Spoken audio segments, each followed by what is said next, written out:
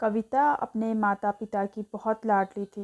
3 बड़े भाइयों की बहन थी। कोई भी चीज़ मांगने पर उसी वक्त सामने हाजिर हो जाती। पूरे घर में रौब था उसका।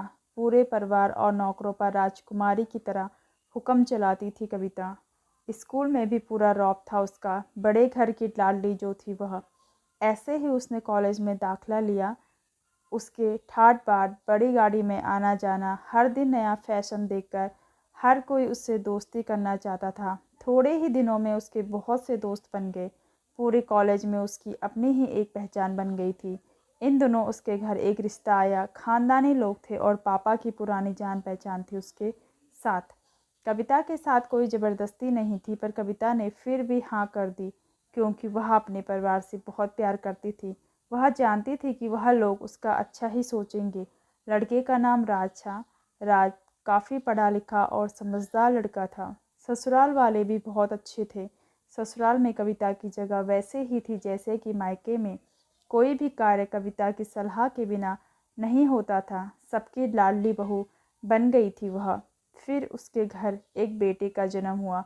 राहुल कविता को जान से प्यारा था। पोता पाकर ससुराल वाले तो फूल नहीं समाते थे। कविता कभी कभी सोचती थी उसकी किस्मत कितनी अच्छी है। उसका हर अपना उसे कितना प्यार करता है। चाहे जीवन में कैसा भी समय आए, मेरे अपने हमेशा मेरे साथ हैं। मैं कभी अकेली नहीं हो सकती। कितनी खुशकिस्मत हूँ। पर शायद कविता की खुशियों को उसकी अपनी ही नज़र लग गई थी। एक दिन वह मायके जाने की जिद कर बैठी। राज को बहुत काम था, लेकिन फिर भी वह उसे ले गया। रास्ते में उनकी गाड़ी अन्य गाड़ी से टकरा गई। कविता, राज और राहुल बुरी तरह से जख्मी हो गए। काफ़ी दिनों के इलाज के बाद राज और राहुल तो ठीक हो गए, लेकिन कविता पूरी तरह ठीक न हो सकी। सर पर चोट लगने के कारण वह अपनी आंखों की रोशनी खो बैठी। अब कविता की किस्मत जैसे उल्टे पांव चलने लगी। मायके वाले कुछ दिनों तक उससे मिलने आते, फिर कभी कभार फ़ोन ही करके पूछ लेते, अब कैसी हो। धीरे धीरे ये सिलसिला भी कम हो गया। ससुराल वालों की सहानुभूति भी कम होने लगी। घर में किसी को पास बैठने के लिए कहती तो जवाब मिलता, बहुत काम है, अब तुम भी हाथ नहीं बटा सकती। राज भी चिड़चिड़ा हो गया था। बस राहुल ही था उसके साथ, जिसके साथ हंसते खेलते उसका वक्त गुजरता। एक दिन कविता के हाथ से कुछ सामान गिर गया, जिसकी वजह से राहुल को हल्की सी चोट लग गई।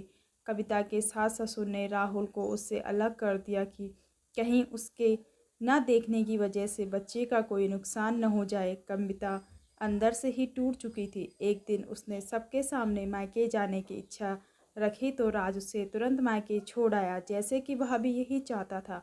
लेकिन राहुल को उसके साथ नहीं भेजा गया।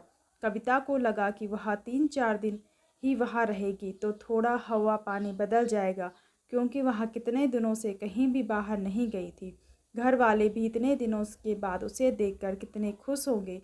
कविता के घर पहुंचने पर सब लोग बहुत खुश हुए।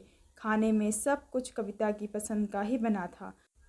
उसने अपनी मम्मी पापा और भाई भाभीयों से दिल खोल कर बातें की। उनके छोटे छोटे बच्चे भी बुआ के साथ घुल मिल गए थे। रात को सोने के वक्त जब वह कपड़े बदलने लगी तो उसे पता चला कि उसका बैग तो भरा हुआ था। वह समझ गई। वह बहुत उदास हो गई। कुछ दिनों तक तो सब ठीक रहा, फिर जैसे जैसे सब बदलने लगा, सबका व्यवहार बदल रहा था। वह लोग जैसे थक चुके थे उससे, अब सब घुमा फिरा कर पूछने लगे कि राज कब आ रहा है, उसे ले जाने। वह बहाना बना देती, जबकि वह जानती थी कि उस घर में अब सबके लिए कोई जगह नहीं है। कविता से चलते वक्त कुछ न कुछ नुकसान हो जाता। थोड़ी बहुत टोका टोकी उसे सुनाई देती, वह टाल देती।